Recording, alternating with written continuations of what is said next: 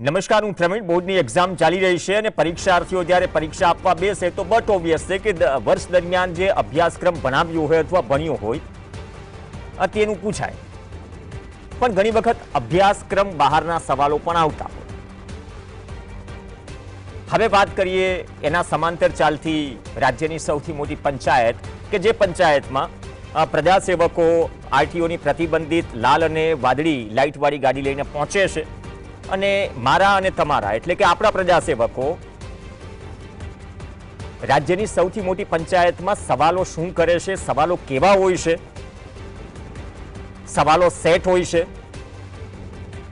સવાલોમાં કેટલો દમ હોય છે, જવાબ કેવા મળે છે, જવાબને ગંભીરતાથી લેવાય છે કે નહીં, જવાબો કેટલા વાંચે છે, કેટલો અભ્યાસ થાય છે, અથવા તો જવાબ મળ્યા પછી પણ જો સ્થિતિ ખરાબ હોય તો પેટા સવાલ થાય છે કે પછી વિધાનસભાની બહાર આવી મીડિયાને એક સાથે કોમન બાઇટ આપી દિવસનું સત્ર અને કામગીરી પૂર્ણ. આ દરેકનો અધિકાર છે પત્રકાર તરીકે અને સાથે જ આ રાજ્યના નાગરિક તરીકે કે તમારા વિસ્તારના ધારાસભ્ય વિધાનસભામાં સવાલ કેવા પૂછે છે. શું તમારા જ વિસ્તારના પૂછે છે કે 500 કિલોમીટર દૂર કોઈ ઓર જિલ્લાની ચિંતા કરે છે? પોતાના વિસ્તારમાં પાણીની સમસ્યા હોય તો સવાલ 500 કિલોમીટર દૂર જે જિલ્લો હોય છે એમાં રોજગારીની શું સ્થિતિ છે એવા સવાલ પૂછી નાખે. તો આ સવાલ ખરેખર ધારાસભ્યો પૂછે છે કે પછી સવાલની પ્રક્રિયા થોડી જટિલ છે? જટિલ તો હોવી ન જોઈએ, લોકોને સમજાય એવી હોવી જોઈએ. જેમ કે કલ્પસર અત્યાર સુધી બહુ ગાજ્યું, હોળી નજીક આવી રહી છે, હોળીનું નારિયેલ આ શબ્દ ઘણી વખત વપરાઈ ચૂક્યો છે, પણ આ વિધાનસભા સત્રમાં લાગ્યું કે કલ્પસર એટલીસ્ટ સવાલોમાં જીવે છે, બાકી બધું થયા કરે. પણ આજે વિધાનસભામાં જે સવાલો પૂછાયા, જે જવાબ મળ્યા, તેમાં એક મહત્વની બાબતો એ રહી કે સરકાર ઘણું બધું થાય છે, એવું નથી કે સરકાર કશું કરતી જ નથી. રાતોરાત રોડ પણ બની જાય છે, પણ સરકાર જે જાહેરાત કરે છે એ જાહેરાતની અમલવારી, જે જાહેરાતના ઢોલ વાગે છે, અમલવારીમાં ઢોલ બુલંદ હોય છે કે બોદા થઈ જાય છે. આજનો પહેલો મુખ્ય સવાલ લઈ લઈએ, જે લાગે છે કે મુખ્ય હોવો જોઈએ, જે સૌથી મોટો સવાલ હતો, કેમ કે મોટાભાગે 90 થી 95% ખેડૂતોને સ્પર્શતો સવાલ હતો કે એક વર્ષમાં રાજ્યમાં થયેલા કમોસમી વરસાદ કે માવઠાના કારણે ખેડૂતોને જે પાક નુકસાની થઈ તો કેટલા ખેડૂતોએ સહાય માટે અરજી કરી. સવાલનો જવાબ મળ્યો 30,71,823. 80% ખેડૂતો આવી ગયા. આ નુકસાનગ્રસ્ત વિસ્તાર, કેમ કે કેટલા હેક્ટર રેકોર્ડ બ્રેક હેક્ટરમાં વાવેતરને નુકસાન થયું હતું, ખુદ જીતુ વાઘાણીથી માંડીને સરકારના પ્રવક્તાએ વાત કરી હતી. હવે બીજો સવાલ એ પૂછાયો કે પાક નુકસાનીમાં આ 30 લાખથી વધુ ખેડૂતો છે, સહાય કેટલે પહોંચી? તો કહ્યું કે 30,25,447 ખેડૂતોને સહાય ચૂકવાય, પણ આજ દિન સુધીમાં 34,564 ખેડૂતોને સહાય ચૂકવવાની બાકી છે. એટલે કે ઐતિહાસિક 10,000 કરોડનું પેકેજ વાંધો નહીં, સરકાર વાહવાહી કરે, ઐતિહાસિક થી માંડીને દૂરંદેશી થી માંડીને બધા શબ્દોનો ઉપયોગ થાય, હક છે સરકાર, પણ એની અમલવારીના ઢોલ કેમ બોદા પડી જાય છે એ ગંભીર સવાલ છે. મતલબ કે 34,564 ખેડૂત સુધી સહાયની એક પાઈ પણ નથી પહોંચી. આ સરકારે ખુદ વિધાનસભામાં સ્વીકાર કર્યો હશે. બીજો ગંભીર સવાલ, કેમ કે નકલી બહુ ચાલે છે, અસલી કોણ છે એક સવાલ છે. જે બીજ બુટલેકરો, બીજ માફિયાઓનો મુદ્દો ચર્ચાય છે, તો સવાલ એ પૂછાયો કે છેલ્લા 2 વર્ષમાં જંતુનાશક દવા હોય, રાસાયણિક ખાતર હોય, બિયારણ હોય જે નકલી હોય, તેના કેટલા નમૂના લેવાયા? 2 વર્ષમાં 73 નમૂના, ખાલી 73. આપણે ટેસ્ટિંગની વાત કરીએ છીએ કે શું પહોંચે છે, તેની સામે કેટલા નમૂના ફેલ ગયા? 13 કંપની વિક્રેતા કે મધ્યસ્થ વિક્રેતા કે વ્યક્તિઓના 30 નમૂના ફેલ ગયા છે. 73 માંથી 30 એટલે ઓલમોસ્ટ 40% ઉપર ગણી લો. એક તો લીધા ઓછા છે, એમાં 40% થી ઉપર નિષ્ફળ ગયા. કાર્યવાહી શું થઈ? તો તેમાંથી 13 લોકો સામે 11 સામે પોલીસ ફરિયાદ અને 2 સામે ફોજદારી કેસ. હવે 2 ફોજદારી કેસ અને 11 ફરિયાદ એટલે કે 13 ટોટલ થઈ ગયા. પણ છેલ્લો સવાલ એ છે કે કેટલી કંપનીઓને બ્લેકલિસ્ટ કરવામાં આવી, જે રોડના કોન્ટ્રાક્ટરોને કરવામાં આવે છે એ રીતે? તો કહ્યું કે શૂન્ય. એક પણ કંપનીને બ્લેકલિસ્ટ કરવામાં નથી આવી. આ સરકારનો સ્વીકાર છે. તમે કહેશો તો પછી પડીકું બદલીને ફરી બીજા નામથી આવી જશે માર્કેટમાં. લૂંટનારની ક્યાં કમી છે? ફ્લાઇંગ સ્કોડ તો બહુ બનાવી હતી. રાઘવજીભાઈ પટેલ જ્યારે કૃષિ મંત્રી હતા ત્યારે જ આ મુદ્દે એમને જવાબ આપ્યો હતો કે એક ટાસ્ક ફોર્સ બનાવી છે અને બધું પકડીએ છીએ. હજી સબસિડાઇઝ યુરિયા ઉદ્યોગોમાં જાય છે એની તો ચર્ચા જ નથી થઈ. બીજો મહત્વનો સવાલ, જેતપુર જાઓ છો તમે અને જેતપુરમાં ભાદર નદી છે, દેશની સૌથી પ્રદૂષિત નદીઓમાં નામ લખાઈ ચૂક્યું છે સાબરમતી સાથે. તેની સાથે સાથે ઉબેણમાં ઉદ્યોગો પ્રદૂષિત કે લાલ પાણી છોડે છે કે નહીં? સરકાર કહે છે કે નહીં, નથી છોડતા. ફરિયાદ તો કે કોઈ નથી મળી. પણ સ્વયં ચકાસણી કરી, ચકાસણીમાં નોટિસો ફટકારાઈ છે, પણ એવી કાર્યવાહી નથી થઈ કે જે કાર્યવાહી થવી જોઈએ. ફીણ ભલે ને રસ્તા પરથી દેખાય, પણ જીપીસીબી બોર્ડ ભર ઉનાળે જાડો ધાબળો ઓઢીને સૂતું છે. એટલા માટે જ પાણીની રંગબિરંગી બોટલ લઈને જેતપુર વાસીઓ જાય છે જીપીસીબીના અધિકારીને કે અમે નદીનું પાણી લાવ્યા છે, તમે રિપોર્ટ પોઝિટિવ આપ્યો છે ને પીને બતાવો કે આ પીવાલાયક છે કે નહીં. સવાલો તો ઘણા નીકળશે, પણ સવાલ એ છે કે તમારા ધારાસભ્યો જે સવાલ પૂછે છે એમાં ગંભીરતા કેટલી હોય છે. એવું નહીં કે 300 કિલોમીટર દૂર કોઈ એવો સવાલ પૂછી લે કે એ ધારાસભ્ય ચિંતાતુર પણ છે ને દૂરંદેશી પણ છે. ચર્ચા કરવા માટે 2 ખાસ મહેમાન જોડાશે. મનહરભાઈ પટેલ આપણી સાથે જોડાશે, કોંગ્રેસના નેતા છે, પ્રવક્તા છે. મધુભાઈ ધોરાજીયા જોડાશે, પૂર્વ કૃષિ અધિકારી છે. બંનેનું સ્વાગત છે. મનહરભાઈ, આપથી જ શરૂઆત કરીએ. આ મેં 3 સવાલમાં પહેલો સવાલ જે ઐતિહાસિક પેકેજ અને છેલ્લા 1 વર્ષની વાત હતી એમાં ઓલમોસ્ટ 35,000 એટલે બહુ મોટો આંકડો થયો, 33,000 ઉપર એટલે મોટો આંકડો થયો. તો આપણે ત્યાંથી જ શરૂઆત કરીએ. આ તો એવું થયું કે રવિ સિઝન પૂર્ણ થવા આવી, આપણે કમોસમી વરસાદ અને માવઠાની નુકસાનીની વાત કરીએ છીએ. બેક ટુ બેક જે આવ્યું 2024નું કેટલું મળ્યું કેટલું નહીં એ સવાલ તો પૂછાયો નથી, કેમ કે એ જ સમયગાળામાં 2024માં પણ પાછોતરો વરસાદ થયો હતો. તો અમલવારીના ઢોલ કેમ બોદા પડી જાય છે અને આ જે જવાબ મળે છે ખરેખર એ જવાબની ગંભીરતાથી ચર્ચા, અભ્યાસ કે લોકો સુધી આ બધું જ આંકડાઓ પહોંચે છે ખરા? પ્રેણભાઈ, ખેડૂતોની સંવેદના સાથે આપે ચિંતા કરો છો. વર્ષોથી આપ ખેડૂતોના પ્રશ્નો હોય, ચાહે ઇનપુટ્સના હોય કે કંઈ પણ સહાયના હોય, ખેડૂતોની મુશ્કેલી હોય, પાણી નર્મદાની કેનાલનું તૂટી જાય, પાણીથી ખેડૂત બરબાદ થતો હોય, ખેતી બરબાદ થતી હોય, આવા અનેક પ્રશ્નોની ચર્ચા GSTV સતત ને સતત ઉઠાવે છે. અહીંયા આગળ પહેલો પ્રશ્ન એ છે કે 30,71,823 ખેડૂતોએ એપ્લિકેશન કરી, એમાંથી 34,564 ખેડૂતોને સહાય મળી નથી.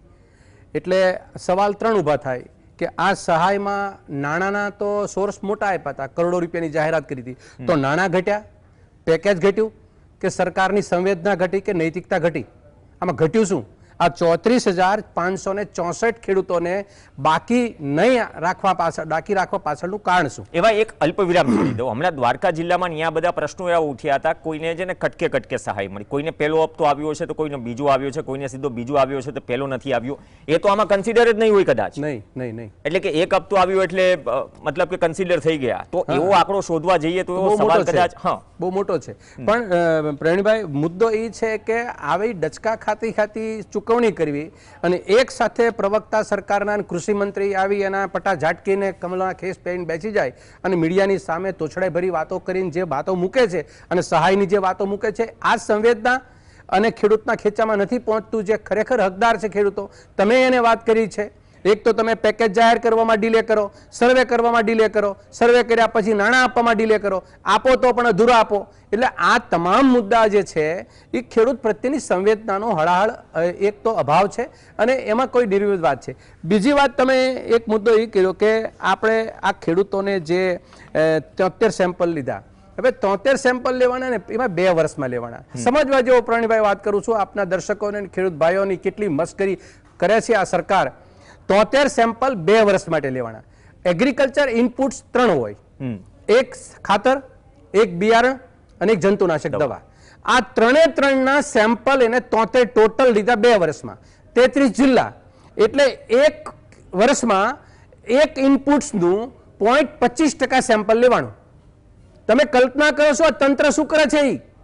આમ તો મોટી મોટી વાતો કરે, અમે 50 ટીમો દોડતી હતી અને અમારે 75 ટીમો દોડતી. 2 વર્ષની અંદર ખેડૂતોની એટલી હળહળ મસ્કરી છે કે એને ક્વોલિટી ખાતર નથી મળતું. જંતુનાશક દવા ચાઇનાથી જે નિમ્ન કક્ષાની જે કેમિકલ આવે છે એના 1500 મેટ્રિક ટન એવું ખાતર એવું પેસ્ટિસાઇડ છે આ દેશની રાજ્યની સરકાર આપે છે કે એમાં કોઈ વસ્તુ નહીં. હું તમને કંઈ બહુ સરસ આને સાંગીત એક વાત કરું. 2023 ની અંદર મેં એક પ્રેસ લીધી હતી. ગુજરાત સરકારના કાન પકડવાનો પ્રયત્ન કર્યો હતો કે 2019 ની અંદર ભારત સરકારે 2025માં મોનોક્રોટોફોસ કેન્સલેશન સર્ટિફિકેટ ઓફ રજિસ્ટ્રેશન કાયદો 2005 નો એ બતાવે છે કે રાજ્ય કે દેશની અંદર મોનોક્રોટોફોસને શાકભાજી ઉપર છંટકાવ કરવાનો પ્રતિબંધ છે, કારણ કે આ જંતુનાશકને શ્રેણી 1 માં મૂકી છે. શ્રેણી 1 એટલે શું થાય કે જંતુનાશક દવામાં બેહદ ખતરનાક જંતુનાશક દવા. આમ છતાં આ રાજ્યની અંદર આજની તારીખે મોનોક્રોટોફોસ શાકભાજીમાં છંટકાવ માટે સરકાર કોઈ પણ પ્રકારના પગલાં ભરતી નથી. એ કંપની કોણ છે? યુનાઇટેડ ફોસ્ફરસ લિમિટેડ એટલે યુપીએલ. યુપીએલ કંપનીની એને માલિકને 2019 ની અંદર પદ્મ વિભૂષણથી સન્માને છે ભાજપાની સરકાર. તમે કલ્પના કરો, હવે શ્રેણી 1 કોને કહેવાય? શ્રેણી 1 ની અંદર એવી દવાઓ મૂકી છે કે જે દવાઓ લગભગ 18 પેસ્ટિસાઇડની યાદી મૂકી છે. ભારત સરકારને ખબર છે અને કેન્દ્ર ગુજરાતની સરકારને ખબર છે. એ 10 દવાઓ ન છંટકાવી જોઈએ, કોઈ વિશ્વની અંદર કોઈ ભૂમિ ઉપર ન છંટકાવી જોઈએ, છતાંય ભારતની અંદર છંટકાય છે. WHO એનો વિરોધ કર્યો છે, WHO ના પાડી છે. ભારત સરકારની ICR અમારી Indian agriculture council of research ઇન્સ્ટિટ્યૂટે પણ એને રજીસ્ટ્રેશન માટે રદ કરવાનું કીધું છે. આટલી બધી સરકારી પાબંદી, આટલી બધી WHO ની ગાઈડલાઈન, ભારત સરકારની ગાઈડલાઈન, કૃષિ યુનિવર્સિટીની ગાઈડલાઈન, છતાંય આ સરકારની છાતી ઉપર યુપીએલ મોનોક્રોટોફોસનું ઉત્પાદન કરે છે અને ખેડૂતો છાંટે છે. એમને આ ઝેર આપે છે.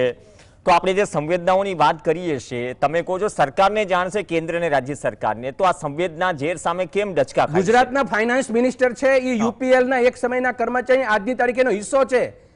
આજની તારીખે ગુજરાત રાજ્યના નાણામંત્રી યુપીએલ સાથેનો પારિવારિક સંબંધ ધરાવે છે. સરકારની ભેટ છે ફાઇનાન્સ મિનિસ્ટ્રી યુપીએલ તરફથી. મને તમે કલ્પના કરી શકો છો, અમે પ્રેસ લીધેલી છે 2023માં અને એમને પદ્મ વિભૂષણ ભારત સરકાર આપે છે કે તમે ગુજરાતની ભૂમિ ઉપર ખેડૂતના ખેતરો ઉપર 1500 મેટ્રિક ટન દવા મોનોક્રોટો છાંટો અને દેશને દુનિયાને બરબાદ કરો. અને ઝેર સજીવ સૃષ્ટિ ઉપર અંદર ઘરસી ગયો છે. આપણા શરીરની અંદર પેશે કેન્સરના દર્દીઓ આ વર્ષે 10% વધારો થયો છે. આ બધું કોના પ્રતાપે અને કોઈના પૂર્ણ પ્રતાપે થાય છે? માત્ર ને માત્ર ભારતીય જનતા પાર્ટીની સરકારને ભરોસે આપણે સૌ ઝેર પી રહ્યા છીએ. ત્રીજી વાત, બિયારણની વાત કરી. બીજ બુટલેગરોનો પાયો કોને નાખ્યો? એ મુદ્દે વાત કરીશું. એ આખો પોર્શન અલગ છે. પણ એક નાનકડો એ સવાલ છે. આજે 2023 ની તમે વાત કરી, એક જ ક્વિક જવાબ જોઈએ છે. આ મુદ્દે શું સવાલ પૂછાયો છે વિધાનસભામાં?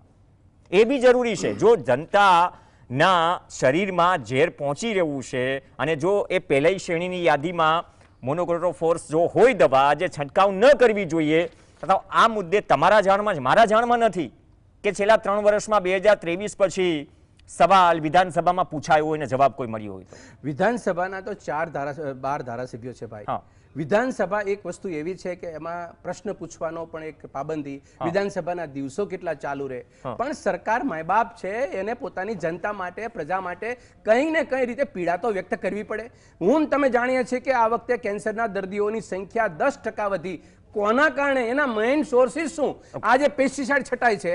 અને સાહેબ, આ હું જે વાત કરી રહ્યો છું એ તો સતત ને સતત દર 6 મહિને બોલું છું. આ મેં તમને પ્રેસ કીધી, એ પ્રેસની અંદર વિધાઉટ નથી એવિડન્સ વગર આધાર સાથે કીધું. શ્રેણી 1 માં આવે છે ખતરનાક અને પ્રાણઘાતક દવા કીધી છે એને, અને અડાય પણ નહીં. અને હું તમને એક વસ્તુ કહું, આ દવા છાંટતી વખતે ખેડૂતોના અનેક મૃત્યુ થયા છે. તો પછી શાકભાજી ઉપર છાંટવા માટેનો પ્રતિબંધ છે ગુજરાતમાં, અને છતાંય બેફિકર તમે આજે તમારા પ્રેસ રિપોર્ટરને કોઈને મોકલજો દુકાન ઉપર, તમને મોનોક્રોટોફોસનું ડબલું આપશે. શેના માટે ભાઈ? કઈ રીતે ખુલ્લી દુકાન ચાલે છે? આ યુનાઇટેડ ફોસ્ફરસ લિમિટેડના કોણ માલિક છે? એને શા માટે તમે પદ્મ વિભૂષણથી સન્માનો છો? એને કયું એવું કામ કર્યું? આજે રાજ્યની અંદર રાજ્ય સરકારે એક બાજુ પ્રાકૃતિક ખેતી, આજે વિધાનસભામાં મોટું બોર્ડ માર્યું છે કે પ્રાકૃતિક ખેતી. અરે ભાઈ, તમારે 1500 મેટ્રિક ટન પેસ્ટિસાઇડ આ ગુજરાતની ભૂમિ ઉપર છંટાય છે, એને પાબંદી અટકાવી પહેલા તમે અટકાવી પહેલા પહેલા 1500 મેટ્રિક ટન પ્રાકૃતિક- ચાઇનાથી, પ્રવીણભાઈ સાંભળો બરાબર, ચાઇનાથી નિમ્ન કક્ષાના હલકા, સસ્તા અને કોઈ ન લે એવા કેમિકલ લાવી અને ગુજરાતની ભૂમિ ઉપર પેસ્ટિસાઇડ બને છે. અને એમાં મેઇન સિરમોર એટલે વિશ્વની સૌથી મોટી યુનાઇટેડ નેશનલ ફોસ્ફરસ કંપની, એ કંપનીના નિર્માતાઓ આપણા સૌને રોજ બરોજ અડધો પાવલું ઝેર પાય છે. અને છતાં પણ આપણી સરકાર છે પ્રાકૃતિક ખેતીના ઢોલ ટીપે છે. ઝેર તો પીધા જાણી જાણી. મધુભાઈ ધોરાજીયા, બહુ સુંદર યુક્તિ છે. અને ઉપરથી 34,000 ખેડૂતોને હજી સહાય જ નથી પહોંચી. ઓલા કટકામાં જે બાકી છે પેલો ને બીજો હપ્તો એ અલગ. પણ આ ઝેર તો પીધા જાણી જાણીમાં સંવેદના ક્યાં ટૂંકી પડે છે? પ્રવીણભાઈ, એનું કારણ છે ઝેર તો 12 ધારાસભ્યો 17 એમાં નથી પડવું. 182 બેસે છે વિધાનસભાના અધ્યક્ષ સાથે, મુખ્યમંત્રી સાથે. જો કેન્દ્ર અને રાજ્ય સરકાર બંનેને ખબર હોય તો પછી ઝેર તો પીધા જાણી જાણી. ઝેર તો પીધા જાણી જાણી નહીં, પણ ઝેર તો પાયા. હા, ઝેર તો પાયા. સમજી ઝેર વિચારી તો પાયા ઈરાદાપૂર્વક, એમ કહીએ તો ખોટું નથી પ્રવીણભાઈ. અત્યારે એક જ છે કે ગુજરાતની કૃષિ યુનિવર્સિટીની અંદર રેસિડ્યુઅલ વિભાગ છે, પેસ્ટિસાઇડ રેસિડ્યુઅલ વિભાગ ચાલે છે. પેસ્ટિસાઇડ રેસિડ્યુઅલ વિભાગની અંદર દરેક ખોરાક, જે આપણે શાકભાજી છે, અનાજ છે, ઓઇલસીડ છે, આ દરેકના સેમ્પલ ફિલ્ડમાંથી લેવામાં આવે છે. અને એમાં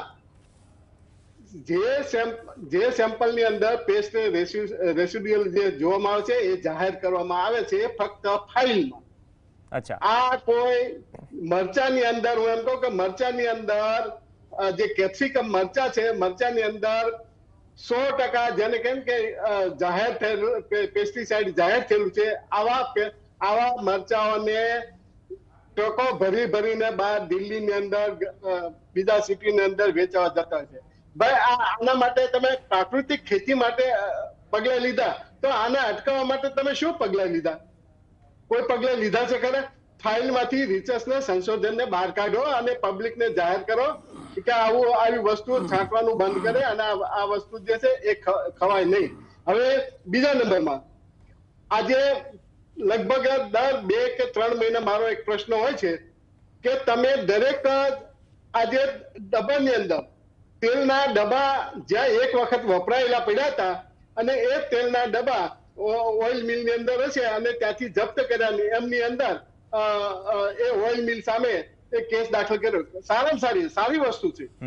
પરંતુ તમે જો એક વખત વપરાયેલા ડબ્બા સામે જો કાર્યવાહી કરતા હો તો આજે કેટલાય વર્ષોથી આજે કપાસના આજે ખેડૂતોને તમે પૂછો કે કપાસની અંદર કેટલો તમે જંતુનાશક દવાનો ઉપયોગ કરો છો, અને એ કપાસના જંતુનાશક દવાનો ઉપયોગ કરો છો ને એ જ કપાસિયા તમે એ જ કપાસિયાનું તેલ તમે આજે જાહેર વિતરણમાં મૂકો છો અને સરકાર પણ ખરીદ કરે છે. અને એની સામે તમે કેટલા સેમ્પલ પેસ્ટિસાઇડ રેસિડ્યુઅલ માટે તમે તપાસ કરી? નહીં, ખોળ પણ એ જ કપાસિયાનો ખોળ ગૌ માતાને ખવડાવાય છે ને.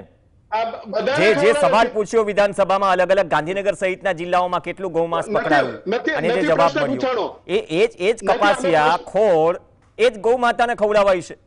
આપણે તો ખાઈએ જ છીએ જો કપાસિયાનું તેલ જે લોકો ઘરે ખાય છે, પણ એ કપાસિયા કેવા છે એની કોઈ તપાસ થતી નથી અને એના માટે પ્રતિબંધ થતો નથી. આજે કેન્સરની હોસ્પિટલો વધતી જાય છે, દર વર્ષે 8-10 હોસ્પિટલ કેન્સરની વધે છે.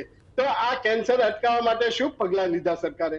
આજે ફોરેનની અંદર માલ તમે એક્સપોર્ટ કરો છો તો આજે માલ એક્સપોર્ટ કરતા 24 કલાક 48 કલાકની અંદર એને સેમ્પલ લઈને અને પેસ્ટિસાઇડ રેસિડ્યુઅલ નથી આવું સર્ટિફિકેટ આપવું પડે છે, અને સર્ટિફિકેટ હોય તો જ આજે એક્સપોર્ટ થાય છે. તો વિદેશના લોકોને તમે પેસ્ટિસાઇડ રેસિડ્યુઅલ ફ્રી તમે માલ તમે મોકલો છો ને એનો સારો માલ ખવડાવો છો, અને આ દેશના લોકોને, આ જનતાને તમે પેસ્ટિસાઇડ યુક્ત તમે ખોરાક ખવડાવો છો, તો ત્યાં તમારી સંવેદનશીલતા ક્યાં જતી રહે છે ભાઈ? લોકો બીજા માટે, ફોરેનના લોકો માટે સંવેદનશીલતા છે તો આ દેશના જનતા માટે સંવેદનશીલતા નથી? તો ખરેખર આ પેસ્ટિસાઇડ લેબોરેટરી છે, બરોડાની અંદર લેબોરેટરી છે. આજે કોઈ પ્રશ્ન પૂછે કે કેટલા સેમ્પલ એનાલિસિસ કર્યા? નહીં કર્યા હોય, કારણ કે સ્ટાફ જ નથી. આજે એક પણ સ્ટાફ આજે ખરેખર કાયમી આજે એનો સ્ટાફ જે છે તમે કરોડો રૂપિયાની લેબોરેટરી બનાવી દીધી, જાહેર કરી દીધી કે અમે પેસ્ટિસાઇડ રેસિડ્યુઅલ માટે એ લેબોરેટરી ઉભી કરી છે, પણ હકીકતમાં ત્યાં સ્ટાફ કોણ છે? સ્ટાફ કોઈ નથી. અને મામલતદારની પેસ્ટિસાઇડ લેબોરેટરી અંદર મામલતદારની કચેરી ચાલે છે. પ્રવીણભાઈ, આ તો આ ખેડૂતો પ્રત્યેની સંવેદનશીલતા છે. એટલે આ સરકાર બોલે છે કઈ ને કરે છે કઈ. એટલે જે 34,000 ખેડૂતોને આજે સહાય ચૂકવાયેલ નથી, તો એ ફક્ત ખાલી આંકડો, એ અરજી આવીને આંકડો બોલે છે, પણ હકીકતમાં કેટલા ખેડૂતો આજે બેંકોના ધક્કા ખાય છે, ગ્રામ સેવકને પણ ધક્કા ખાય છે. હવે ખરેખર એનો ઉકેલ શું છે એ તો ખેડૂતોને તમે જાણો કે કયા કારણોસર એ ખેડૂતોની સહાય મળી નથી. તો આ સંવેદનશીલતા નથી. ના સાહેબ, એક નવી સિસ્ટમ આવી છે ને, એક નવી સિસ્ટમ, લાઈન લગાડવાની સિસ્ટમ. મનોહરભાઈ, જે ખેડૂતોની લેબની વાત કરી આપણે, એ જ મુદ્દે આ સમય થોડો અભાવ છે. લેબની સ્થિતિ શું છે? આપણે જે સેમ્પલ 73 લેવાયા છે અને જે ફેલ ગયા છે 30, લેબની ખરેખર શું સ્થિતિ છે કે જ્યાંથી આપણે કદાચ ઇન્ફ્રાસ્ટ્રક્ચર કે ટેકનિકલ સ્ટાફ કે જ્યાંથી તમે કલેક્ટિવલી પૂરતા સેમ્પલ લઈ શકો, અને શું એ ઇન્ફ્રાસ્ટ્રક્ચર છે આપણી પાસે કે રાસાયણિક ખાતરો, દવા કે બિયારણ માટે ટેસ્ટિંગ થઈ શકે અને પ્રોપર રિપોર્ટ મળી શકે? શું સ્થિતિ છે? ગુજરાતની અંદર છેલ્લા લગભગ 25 વર્ષનો સરવાળો કરીએ તો ગુજરાતમાં પહેલા એક લેબોરેટરી હતી, અત્યારે બીજ ચકાસણી, ખાતર માટે અને જંતુનાશક દવા માટે 4 જગ્યાએ લેબોરેટરીઓ છે, પણ એ ભૌતિક સુવિધાઓ છે. અચ્છા.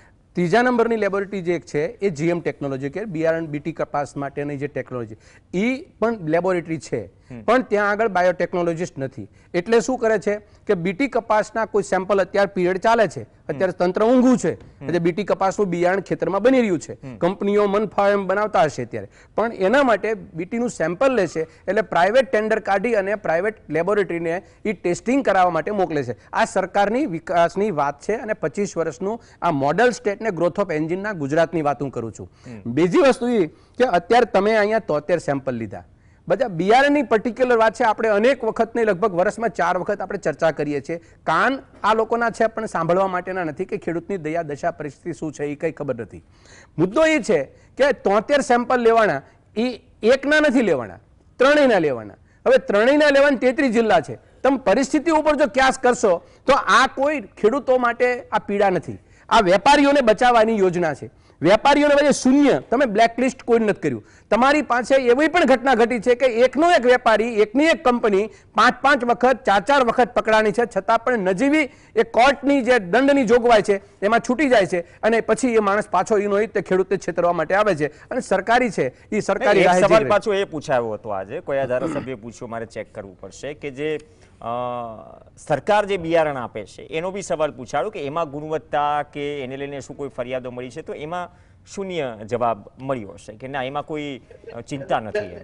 પણ એ ક્વોન્ટિટી કેટલી છે? હા, એક મિનિટ જી, એ ક્વોન્ટિટી કેટલી? અને બીજા નંબરની અંદર તમે 5,000 કરોડનો વેપાર છે આ, તમે બીજ નિગમ કે સરકારી કચેરી પાસે કઈ સરંજામ કે સ્ટાફ જ નથી, એની પાસે બનાવટ કેટલી, પરિસ્થિતિ કેટલી? હા, તમે રિસર્ચ બેઝ કોઈ નવા બિયારણ બનાવ્યું 25 વર્ષમાં? તમારા સાયન્ટિસ્ટ 4 એગ્રીકલ્ચર યુનિવર્સિટી બીજી ખાનગી 4 ચડાવી દીધી, તો એમાંથી એક પણ યુનિવર્સિટીએ તમે રિસર્ચ કરીને કે આ બીટીની અમારી ઓન ઇન્ડિયન પ્રોડક્ટ છે, ગુજરાતની મેડ ઇન ગુજરાત છે, એવું બતાવ્યું તમે? નથી. તમારે તો જીએમ ટેકનોલોજીની જે મોન્સાન્ટોથી આવ્યું છે એ જ બચ્ચાઓને તમે પાલી પોષીને મોટા કર્યા છે, અને જીએમ ટેકનોલોજી જતી રહી, ત્યારે મોન્સાન્ટો જતી રહી, અત્યારે તો એ કંટ્રોલ ટેકનોલોજી છે, એના મા બાપ કોઈ છે જ નહીં, અત્યારે વાપરાય છે. એટલે કહેવાનો મતલબ એમ છે પ્રવીણભાઈ, 100 વાતની એક વાત, તમે બિયારણ હોય, ખાતર હોય કે જંતુનાશક દવા હોય, રેઢિયાળ તંત્ર ચાલે છે ગુજરાતની અંદર. તમે જે પેક કરો એ વેચો, ખેડૂતને બરબાદ કરો, અને સરકાર છે વેપારીઓને બચાવી લે છે. તમે ચિંતા ના કરો, કોર્ટ બધું આપણું જ છે. ગંભીર સવાલ. જે મધુભાઈ, 1 મિનિટ જેટલો સમય છે, કંઈક કહેવા માંગતા હતા. પ્રવીણભાઈ, હમણાં એક જગ્યાએ આ ખેતી નિયામક સમિતિના સ્ટાફ ને ખેતી નિયામક સમિતિ આ બધા જે અધિકારીઓ, મોટા અધિકારીઓ ભેગા થયેલા, અને એમાં એક સામાન્ય એક જનતાએ કોમેન્ટ કરી કે સાહેબ, ગુજરાત રાજ્ય બીજ પ્રમાણન એજન્સીમાં તમને મૂક્યા છે તો તમે બંધ કરો, તમને તમારા હાથે તાળા ન લાગે એ જોજો. આનો મિનિંગ શું થયો કે ગુજરાત બીજ પ્રમાણન એજન્સીની અંદર કોઈ સ્ટાફ જ નથી. પ્રવીણભાઈ, આજે જે બીજ પ્રમાણન એજન્સી ચાલે છે, ઉછીના 1-2 મહિનાથી ચાલે છે. આજે એક ફક્ત ખાલી અધિક ખેતી જે કઈ એના નિયામક છે એ પણ ઉછીના છે. એ પણ જે છે એને પણ ચાર્જ આપ્યો છે. ઓકે, એટલે આ બધું લોલમ લોલ તંત્ર ચાલે છે. ખરેખર સંવેદનશીલતા હોય, ખેડૂતો પ્રત્યે હમદર્દી હોય તો આ જગ્યાઓ બધી ભરે. બીજ પ્રમાણે એજન્સી છે, ગુજરાત રાજ્ય બીજ નિગમ છે, એગ્રીકલ્ચર ઇન્સ્પેક્ટર છે. આજે એગ્રીકલ્ચર ઇન્સ્પેક્ટરોને કોઈ વાહનની સુવિધા પણ નથી આપવામાં આવતી. પોતાનું વાહન લઈને આજે સેમ્પલ લેવા જાય છે અને એ ત્યાં કોઈ જો એ ઓલા બળો લઈને ઉભા હોય અને કોઈ સેમ્પલ લેવા પણ ન જાય.